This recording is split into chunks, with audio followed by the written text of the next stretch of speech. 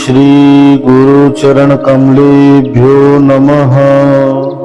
श्रियं सरस्वतीं देवीं गणेशं स्कन्दमीश्वरं ब्रह्माणं वन्नीन्द्रादीनं वासुदेवं नमाम्यहम्। ध्यानमूलं गुरुर्मूर्ति पूजामूलं गुरुर्पदं मंत्रमूलं गुरुर्वाक्यं मोक्षमूलं गुरुर्कृपा।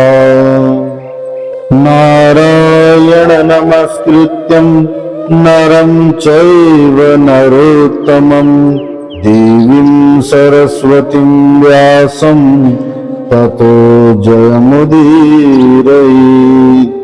गीताशास्त्रमिदं पुण्यं यः पठेत् प्रयतः पुमान् विष्णोः पदमवाप्नोति भयशोकादिवर्जितः। ओम नमो भगवते वासुदेवाय। सभी के भीतर विराजमान नारायण को मेरा शत शत प्रणाम।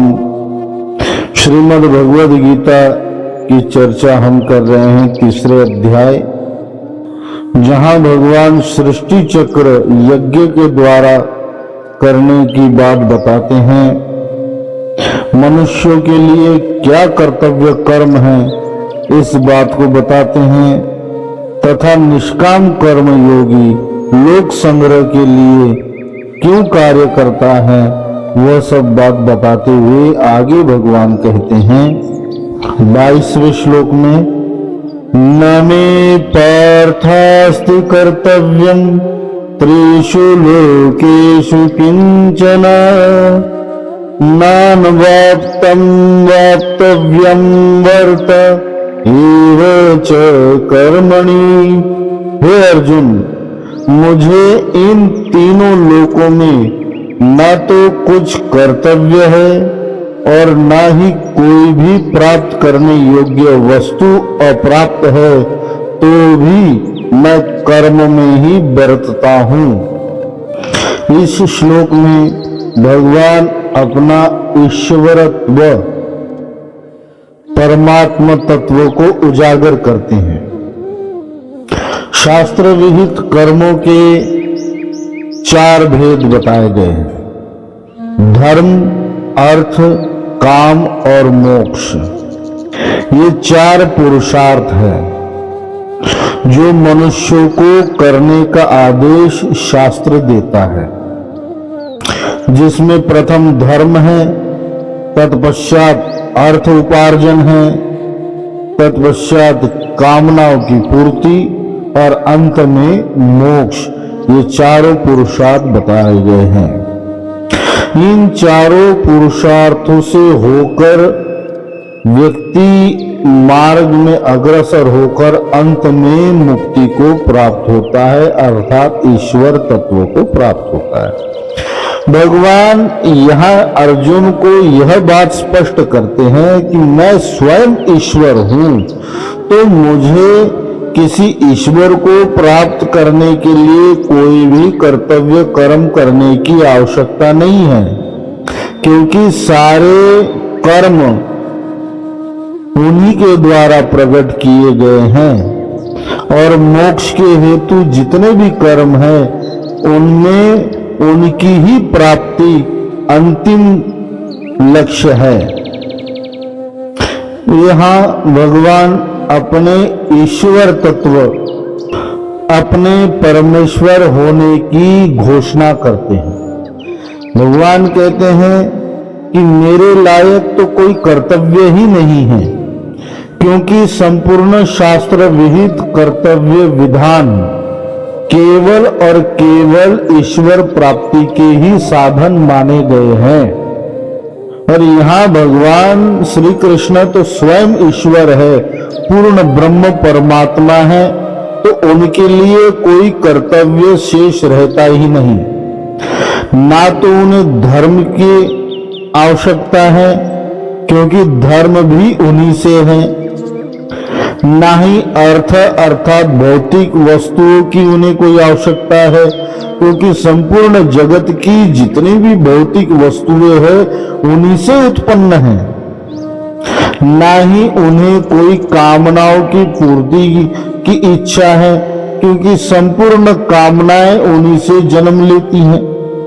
और ना ही उन्हें मोक्ष प्राप्ति के लिए प्रयत्न करना है, क्योंकि मोक्ष प्राप्त कर जीवात्मा उन्हीं को प्राप्त होता है। 14 लोग भू भुव स्वः मह तप सत्यम तल अतल वितल तलातल रसातल पाताल 14 भुवन जो है ये संपूर्ण भगवान से ही उत्पन्न हुए हैं। इसलिए इन 14 भुवनों में ऐसी कोई भी प्राप्त करने योग्य वस्तु नहीं है जो उन्हें प्राप्त ना हो, क्योंकि वो सर्वेश्वर है, पूर्ण काम है। संपूर्ण वस्तुएं उन्हीं के द्वारा प्रकट की गई, उन्हीं के द्वारा निर्मित की गई है। इसलिए उन वस्तुओं को प्राप्त करने की उन्हें कोई आवश्यकता ही नहीं है। भगवान कहते हैं कि ना तो मेरे लिए कोई कर्तव्य है कि मुझे यह कर्म करना ही है, ऐसा तो है नहीं, और ना ही मुझे कोई भी वस्तु प्राप्त करने योग्य है, ना ही कोई मेरी इच्छा है कुछ भी प्राप्त करने की, फिर भी मैं कर्म करता हूं। सब लोगों पर दया करने के लिए, लोक संग्रह करने के लिए है अर्जुन, मैं कभी कर्मों का परित्याग नहीं करता। यह विचार कभी मैं नहीं करता कि जब मुझे किसी भी भोगों को प्राप्त करने की आवश्यकता नहीं है और ना ही मेरी किसी भी वस्तु में आसक्ति नहीं है, तो मुझे कर्म करने की क्या आवश्यकता है। परम पद मेरे ही द्वारा है, ना तो मुझे मोक्ष की आकांक्षा है, तो मैं क्यों धर्म का पालन करूं। मुझे कर्म की आवश्यकता ही नहीं है, तो मैं कर्तव्य कर्म क्यों करूं। इस प्रकार का विचार मैं कभी नहीं करता। इसलिए हे अर्जुन, तू कर्म कर। कर्म का परित्याग करना सर्वथा अनुचित और पापाचार में लगाने वाला है।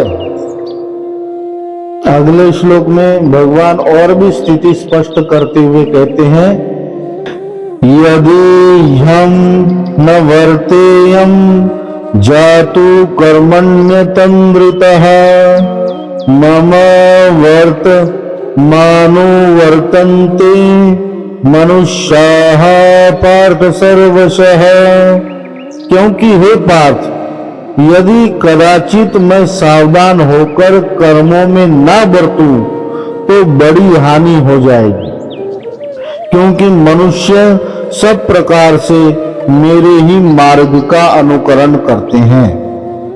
यहाँ भगवान यह भाव प्रकट करते हैं कि हे अर्जुन, मेरे जितने भी अवतार है वह सब अवतार धर्म की स्थापना और अधर्म के विनाश के लिए ही होते हैं।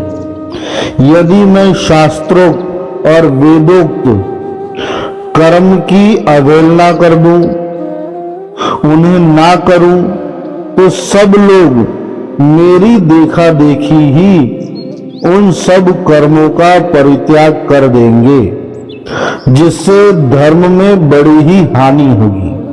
यदि मैं अपने वर्णाश्रम धर्म का पालन ना करूं, तो लोग भी जो मुझे देखते हैं वह सब अपने वर्णाश्रम धर्म का पालन करने का परित्याग कर देंगे, जिससे संसार में धर्म में संकरता उत्पन्न हो जाएगी।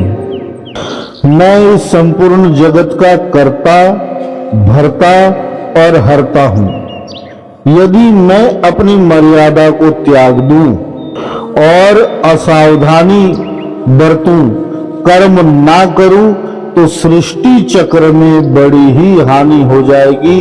तो सृष्टि चक्र सुचारू रूप से चलाने के लिए भी मुझे कर्म करने पड़ते हैं। उस समय की बात बताते हुए भगवान यह भी भाव प्रकट करते हैं कि उस समय सभी तो भगवान को, कृष्ण को भगवान नहीं समझते। कोई उन्हें राजा के तौर पे देखता है, कोई उन्हें बहुत बलशाली शक्तिशाली पुरुष के रूप में देखता है, कोई प्रेमी के रूप में देखता है, कोई पति के रूप में, कोई पिता के रूप में। इस प्रकार उनका अनुसरण करने वाले कई हैं। राजा के रूप में देखने वालों के लिए प्रजाजन अपने राजा का अनुकरण करने वाली होती हैं। पिता के रूप में देखने वाले पुत्रों के लिए अपने पिता अनुकरण करने वाले होते हैं। बलशाली शक्तिशाली पुरुष के रूप में देखने वाले को उसी प्रकार का बल प्राप्त करने का हेतु रखने वाले साधक जो है वो उनका अनुकरण करते हैं। जो प्रेम भाव से भगवान को देखते हैं वो सब उनका अनुकरण करते हैं। इस प्रकार उनको ईश्वर ना मानने पर भी उनका अनुकरण करने वाले अनेकों हैं। इसलिए उनके किसी भी कर्म से, किसी भी असावधानी से, कर्तव्य कर्म ना करने से उन पर कोई दुष्प्रभाव ना हो और सृष्टि चक्र सुचारू रूप से चलता रहे, जिससे उनके तरफ देखने वाले, उनका अनुकरण करने वाले भी उन कर्तव्य कर्मों का परित्याग ना करके कर्तव्य कर्म को सुचारू रूप से करते रहें। इसलिए भगवान यहाँ स्पष्ट करते हैं कि मैं सदैव अपने कर्मों में लगा रहता हूँ, कर्म से कभी भी मैं विमुख नहीं होता हूँ। अगले श्लोक में भगवान बताते कि मेरे कर्म ना करने पर क्या प्रभाव पड़ेगा। उत्सिदे लोकाना कुर्यान् कर्म चेदहं शंकरस्य च कर्ता स्याम् मुपहन्यामि महाप्रजा। इसलिए यदि मैं कर्म ना करूं तो ये सब मनुष्य नष्ट भ्रष्ट हो जाएं और मैं संकरता का करने वाला हूं तथा इस समस्त प्रजा को नष्ट करने वाला बनूं। यहाँ भगवान यह भाव दिखाते हैं कि यदि मैं कर्तव्य कर्मों का परित्याग कर दूं तो उन शास्त्र विहित वेदोक्त वर्णाश्रम उचित स्वधर्म उचित कर्मों को व्यर्थ समझकर दूसरे लोग भी मेरी देखा देखी उनका परित्याग कर देंगे और राग द्वेष के वश होकर एवं प्रकृति के प्रवाह में पड़कर मनमाने नीच कर्म करने लगेंगे।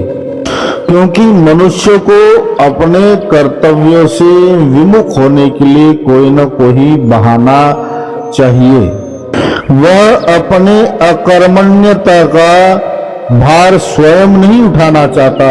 अपने अकर्मण्यता, कर्म ना करने, कर्तव्य ना करने का कारण किसी दूसरे श्रेष्ठ पुरुष पर डालना चाहता है कि उसने ऐसा किया तो मैं भी ऐसा ही करूंगा।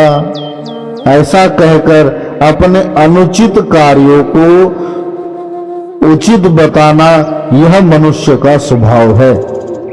हमारा स्वभाव तो ऐसे है कि भगवान की लीलाओं से भी हम अनुचित अर्थ निकालकर अपने लिए अनुचित मार्ग ढूंढ लेते हैं। माखन चोरी लीला से हम ये कहते हैं कि भगवान तो चोर है, भगवान ने भी चोरी की थी, माखन की चोरी की थी, खाने पीने की वस्तु की चोरी की थी, तो चोरी करना जो है पाप कैसे हो सकता है। भगवान ने अनेकों गोपियों के साथ रास नृत्य किया था, तो हम भी उसी मार्ग पर चलेंगे। इस प्रकार भगवान के लीला का भेद न जानते हुए उन पर भी आरोप लगाने वाले मनुष्य प्राप्त हो जाएंगे। आज हो भी वैसा ही रहा है। अपने स्वधर्म का पालन ना करने के कारण मनुष्य स्वार्थपरायण, भ्रष्टाचारी, उच्छृंखल हो गया है।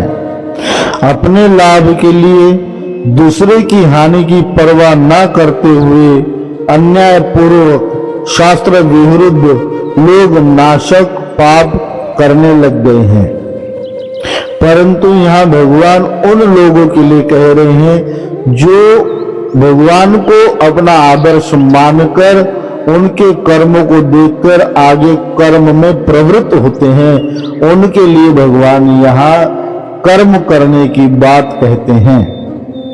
इस श्लोक में शंकरस्य पद से भगवान ने यह बात स्पष्ट की है, वर्ण, आश्रम, जाति, समाज, स्वभाव, देश, काल, राष्ट्र और परिस्थिति की अपेक्षा से सब मनुष्य के अपने अपने पृथक पृथक अलग अलग कर्म होते हैं। अपने स्वधर्म का पालन ना करने पर किसी दूसरे के धर्म, किसी दूसरे के कर्म, किसी दूसरे वर्ण के कर्म को करने का प्रयत्न व्यक्ति जब करने लगता है तब उसमें वर्ण संकरता आ जाती है और वह व्यक्ति भ्रष्ट हो जाता है। क्योंकि जन्मजात जो गुण, जो स्वभाव, जो संस्कारों से प्राप्त हुए, उन सब गुण संस्कारों को त्याग कर वो अन्य आश्रम, अन्य गुणों को ग्रहण करने का प्रयत्न करता है, तो ना तो वो अपना कर्तव्य कर पाता है, ना वह अन्य कर्म कर पाता है, और ऐसे ही वो नीच नरकों में, नीच जातियों में अधपतन को प्राप्त होता है। और जब मानव समाज अपने अपने कर्तव्यों का परित्याग कर देता है तब समाज में भय, हिंसा, एक दूसरे से आगे बढ़ने की परस्पर स्पर्धा और उन स्पर्धाओं में एक दूसरे को नीचा गिराकर हिंसा करके आगे बढ़ने की प्रवृत्ति मनुष्य में जागृत होती है, जिससे ये संपूर्ण समाज नष्ट होने लगता है। समाज की सारी मर्यादा समाप्त होने लगती है और यदि मर्यादा का नाश हुआ तो मनुष्यों का नाश होना निश्चित है। इसलिए भगवान कहते कि जो मुझे अपना आदर्श मानकर कर्मों को करते हैं उनके लिए मुझे अपना कर्म कर्तव्य करना पड़ता है। जब मनुष्य भोग परायण और अपने स्वार्थ में अंधा होकर भिन्न भिन्न साधनों से एक दूसरे का नाश करने के लिए लग जाते हैं, अपने अत्यंत क्षणिक सुख उपभोग के लिए दूसरों का नाश कर डालने के लिए भी जरा भी नहीं हिचकते, अत्याचार करने पर उतारू हो जाते हैं, उस समय इस सृष्टि के नाश का क्रम शुरू हो जाता है। अनेक प्रकार की दैवीय विपदाएं आती हैं, कई जगह बाढ़ आती है, कहीं भूकंप आता है, कई जन समुदाय नष्ट हो जाते हैं, बड़ी बड़ी महामारी संपूर्ण विश्व में फैलने लगती हैं, जो आज अनेकों जगह पर हो रहा है। उसी बात का भय भगवान यहाँ प्रकट करते हैं। हमारे प्रत्येक कर्म से यह प्रकृति भी जुड़ी हुई है। यदि संपूर्ण मानव समाज दुष्कर्म करने पर उतारू हो जाए तो प्रकृति का संतुलन बिगड़ जाता है और अनेक प्रकार की विपदाएं मानव समाज पर आ जाती हैं। इसलिए भगवान कर्तव्य कर्म को करते हुए इन सब विपदाओं को मनुष्य पर ना आए इसके लिए प्रयत्न करते हैं। परंतु आज हम भगवान के उन्हीं सब प्रयत्नों को व्यर्थ करने पर उतारू हो गए हैं। अपने अपने घरों में हम भगवान की तस्वीर रखते हैं, कोई मूर्तियां रखता है, पूजन करते हैं, धूप ज्योत बत्ती दिखाते हैं, बस उतने को ही हम धर्म पालन समझते हैं। भगवान ने मनुष्यों के लिए क्या कहा उस पर हम चलते नहीं। हमारा यह भाव है कि हे भगवान, हम आपको तो मानेंगे परंतु आपने जो कुछ भी कहा हम आपकी एक भी नहीं मानेंगे। तो इस प्रकार पूजन करने का कोई भी महत्व नहीं है। यदि कृष्ण के प्रति प्रेम है, यदि भगवत भक्ति है, तो जो मार्ग भगवान ने हमें दिखाया है, हमें उस मार्ग पर चलना ही होगा। तभी जाकर हम अपना भी उत्थान कर पाएंगे, मानव समाज का भी उत्थान कर पाएंगे और इस संपूर्ण सृष्टि की रक्षा भी कर पाएंगे। केवल धूप ज्योत जलाकर, पुष्पों के हार चढ़ाकर, ताली बजाकर धर्म का पालन, भक्ति का पालन नहीं होता। जो भगवान ने कहा है, जिन बातों का अनुकरण करने के लिए हमें आज्ञा दी है, उन बातों का अनुकरण हमें सदैव करना चाहिए। अगले श्लोक में भगवान स्थित प्रज्ञ योगी पुरुषों के लिए प्रेरणा देते हुए, कर्म की प्रेरणा देते हुए कहते हैं, सक्ताः कर्मण्य विद्वांसो यथा कुर्वन्ति भारत, कुर्याद् विद्वांस तथा सक्तः चिकीर्षुर्लोक संग्रहम्। हे भारत, कर्म में आसक्त हुए अज्ञानी जन जिस प्रकार कर्म करते हैं, आसक्त रहित विद्वान भी लोक संग्रह करना चाहता हुआ उसी प्रकार अपने अपने कर्मों को करे। भगवान यहाँ ज्ञानियों को कर्म की प्रेरणा देते हुए कहते हैं कि निषिद्ध कर्म और व्यर्थ कर्म नहीं, अपने अपने कर्म अर्थात अपने वर्ण के अनुसार शास्त्र सम्मत कर्म करने की प्रेरणा यहाँ ज्ञानियों के लिए करते हैं कि हे ज्ञानियों, जो लोग आपको अपनी प्रेरणा मानते हैं, उनको दिखाने के लिए उन्हें कर्तव्य मार्ग पर, कर्म मार्ग पर अग्रसर करने के लिए तुम्हें कर्म करना चाहिए। यहाँ भगवान यह भी कहते हैं कि किस प्रकार कर्म करना चाहिए।